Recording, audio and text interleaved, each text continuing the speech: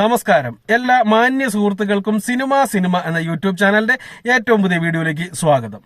ഇപ്പോൾ എവിടെ നോക്കിയാലും നമുക്ക് എമ്പുരാൻ എന്ന് പറയുന്ന സിനിമയെ കുറിച്ച് മാത്രമേ കേൾക്കാനുള്ളൂ. എമ്പുരാന്റെ കളക്ഷന്റെ കാര്യങ്ങളൊക്കെ വളരെയധികം കുറഞ്ഞിരിക്കുന്നു. കാരണം സ്ഥിരമായിട്ട് കാണുന്ന ആളുകളെല്ലാം ആദ്യത്തെ 3-4 ദിവസത്തിനുള്ളിൽ തന്നെ പോയി കയറി കണ്ടു. പിന്നെയും കാണാതിരുന്ന കുറെ ആളുകൾ ഈ രാഷ്ട്രീയ വിഷയവും മറ്റു കാര്യങ്ങളൊക്കെ ആയപ്പോഴേക്കും അതും പോയി കണ്ടു. ഇനിയിപ്പോൾ വളരെ കുറച്ച് ആളുകൾ മാത്രമേ ആയിരിക്കും കാണാനുണ്ടാവുക. എന്നിരുന്നാലും ഒരു സ്റ്റഡി കളക്ഷനുമായിട്ട് സിനിമ ഇപ്പോഴും മുന്നോട്ട് പോകും. അടുത്ത ഒരാഴ്ച കൂടി എന്തായാലും നല്ല രീതിയിൽ തന്നെ കളക്ഷൻ വരാനുള്ള സാധ്യത കാണുന്നുണ്ട്. കേരള മാർക്കറ്റിൽ, ദുബായ് മാർക്കറ്റിൽ ഇപ്പോഴും നല്ല രീതിയിൽ തന്നെ പ്രകടനം നടത്തുന്നുണ്ടെന്നൊക്കെയാണ് അറിയാൻ സാധിക്കുന്നത്.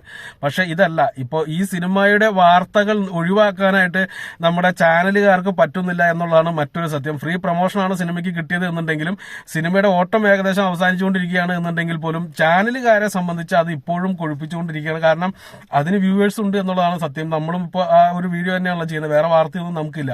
അവരെ സംബന്ധിച്ചും വേറെ വലിയ മാർക്കറ്റ് വാല്യൂ ഉള്ള വാർത്തയൊന്നും കിട്ടാത്തത് കൊണ്ട് ഇവര് ഇപ്പോൾ ഇത് തന്നെ പൊക്കിക്കൊണ്ട് കിടക്കാണ്. അതിന്റെ ഇടയിലാണ് വലിയ ഒരു ലോട്ടറി പോലെ അവർക്കൊരു വാർത്ത കിട്ടിയിരിക്കുന്നത്. ഗോകുലം ഗോപാലന്റെ ഓഫീസുകളിൽ റെയ്ഡ് നടത്തുന്നു എന്നുള്ളൊരു വാർത്ത,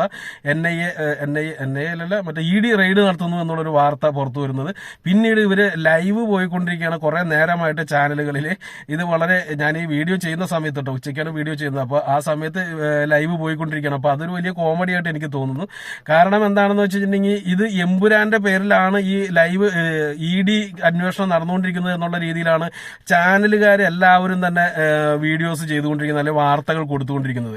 അതേപോലെ തന്നെ ഈ സംഘി വിഭാഗത്തിൽപ്പെട്ട ആളുകൾ കണ്ടോ, ഞങ്ങളുടെ അടുത്ത് കളിച്ചു കഴിഞ്ഞാൽ ഇതാണ് ഓരോരുത്തരുടെയും ഗതി, ഇനി മോഹൻലാലിനെ വരെ ഞങ്ങൾ റെയ്ഡ് ചെയ്യും എന്നും പറഞ്ഞാണ് അവര് നടക്കുന്നത്. അപ്പോൾ അവര് ഇത് ആഘോഷിക്കുകയാണ്.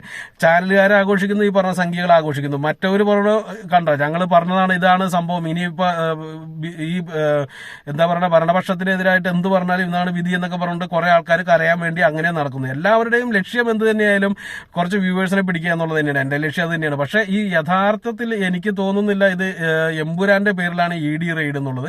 കാരണം ഇദ്ദേഹത്തിന്റെ പേരിൽ ഒരു റെയ്ഡ് വരാൻ പോകുന്നുണ്ട് എന്നുള്ളൊരു കാര്യം നേരത്തെ തന്നെ സോഷ്യൽ മീഡിയയിലൊക്കെ പ്രചരിക്കുന്നുണ്ടായിരുന്നു.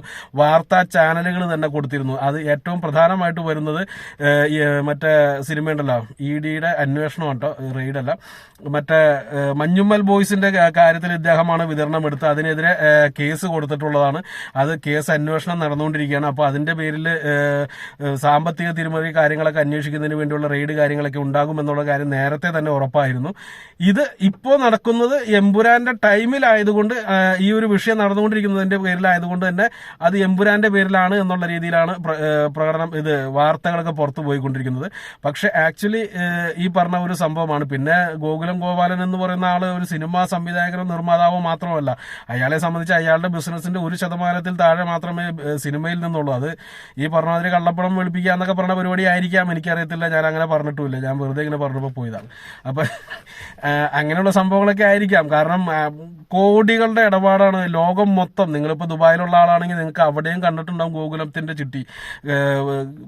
ബോംബെയിലുള്ള ആളുകൾക്ക് അവിടെ കണ്ടിട്ടുണ്ടാവും. നിങ്ങൾക്ക് എവിടെ നോക്കിയാലും ഗോകുലത്തിന്റെ ചിട്ടീസ് കാണാൻ പറ്റും. ലോകം മൊത്തമുള്ള ഒരു സ്ഥാപനമാണ് അത്. അത് വച്ചിട്ട് അവരുണ്ടാക്കുന്ന പൈസ എന്ന് പറയുന്നത് പുള്ളിക്ക് തന്നെ ജീവിതകാലം മൊത്തം എണ്ണിയാലും അതിന്റെ 1% പോലും ആവത്തില്ല. അതേമാതിരിയുള്ള കാശാണ് ഉണ്ടാക്കിക്കൊണ്ടിരിക്കുന്നത്. ഇതിൽ നിന്ന് കിട്ടുന്ന പ്രോഫിറ്റ് എടുത്തിട്ടാണ് ഈ പറഞ്ഞ ബാക്കിയുള്ള പരിപാടികളിലേക്കൊക്കെ മറയ്ക്കുന്നത്. അപ്പൊ അതിന്റെ ഭാഗമായിട്ട് തന്നെ ഈ കണക്ക് ക്ലിയർ ചെയ്യാനും കാര്യങ്ങളൊക്കെ ആയിട്ട് ഇഷ്ടംപോലെ ചാൻസ് ഉണ്ട് സിനിമയിൽ പൈസ ഇറക്കി കഴിഞ്ഞാൽ. അത് തന്നെയായിരിക്കും പുള്ളി ചെയ്യുന്നതെന്ന് എനിക്ക് തോന്നുന്നു. കാരണം ഒരുമാതിരിപ്പെട്ട സിനിമകളല്ല. ഇപ്പൊ നമ്മള് ലൈക്ക പ്രൊഡക്ഷൻസിന്റെ കാര്യം പറഞ്ഞ പോലെയാണ് ഗോകുലം ഗോപാലത്തിന്റെ കാര്യം. ഓൾമോസ്റ്റ് 90% സിനിമകളും വൺ ഫ്ലോപ്പുകളാണ് അദ്ദേഹം ചെയ്തിട്ടുള്ളത്. അപൂർവങ്ങളിൽ അപൂർവമായിട്ട് മാത്രമാണ്, അല്ലെങ്കിൽ അത്ഭുതം സംഭവിക്കുന്ന പോലെയാണ് അദ്ദേഹത്തിന്റെ ഓരോ സിനിമകൾ വിജയിക്കുന്നത്. ബാക്കി എല്ലാം തന്നെ സാമ്പത്തികമായിട്ട് പരാജയപ്പെട്ടു പോകുന്ന സിനിമകളാണ്. അങ്ങനെയുള്ള സിനിമകൾക്ക് വരെ വാരി കോരി പൈസ ഇറക്കുന്നു എന്ന് പറയുമ്പോൾ അത് സംശയിക്കേണ്ടിയിരിക്കുന്ന കാര്യമാണ്. അപ്പൊ മഞ്ഞുമ്മൽ ബോയ്സിന് അങ്ങനെ ഒരു വലിയ ഒരു സഹായം അദ്ദേഹം ചെയ്തു കൊടുത്തിരുന്നു. അതിന്റെ പേരിൽ വലിയ അന്വേഷണങ്ങൾ എല്ലാ പ്രൊഡ്യൂസർമാരും നേരിട്ടുകൊണ്ടിരിക്കുകയാണ്. സൗബിൻ സാഹിർ ഉൾപ്പെടെ ആ ഒരു അന്വേഷണ പരിധിയിലുള്ളതാണ്. അദ്ദേഹത്തിന് ഈ പറഞ്ഞ ED റെയ്ഡും ചോദ്യം ചെയ്യലൊക്കെ കഴിഞ്ഞതാണ്, ഇനിയും നടന്നുകൊണ്ടിരിക്കുകയാണ്. അപ്പോൾ സൗബിൻ സാഹിർ എമ്പുരാനിൽ ഉണ്ടായിട്ടല്ലല്ലോ അദ്ദേഹത്തിനെ ഈ പറഞ്ഞ മാതിരി ചോദ്യം ചെയ്യുന്നത്. ഇത് ആ ഒരു സംഭവത്തിന്റെ പുറകിലാണ്, അതിന്റെ പിന്നിലാണ് എന്നുള്ള വാർത്തകളാണ് മനസ്സിലാക്കാൻ സാധിക്കുന്നത്. പിന്നെ ചാനലുകാർക്ക് അത് പറഞ്ഞ വ്യൂവേഴ്സ് ഉണ്ടാവില്ല എന്നുള്ളത് കൊണ്ട് തന്നെ അവർ എമ്പുരാൻ എന്ന് പറഞ്ഞിട്ട് കരഞ്ഞുകൊണ്ടിരിക്കുകയാണ്. എന്തിനാലും എമ്പുരാനും ആന്റണി പെരുമ്പാവൂരിനും ഒരു ഫ്രീ പ്രൊമോഷൻ കിട്ടാൻ തുടങ്ങിയിട്ട് ഇപ്പോൾ ഏതാണ്ട് ഒരാഴ്ചയായി.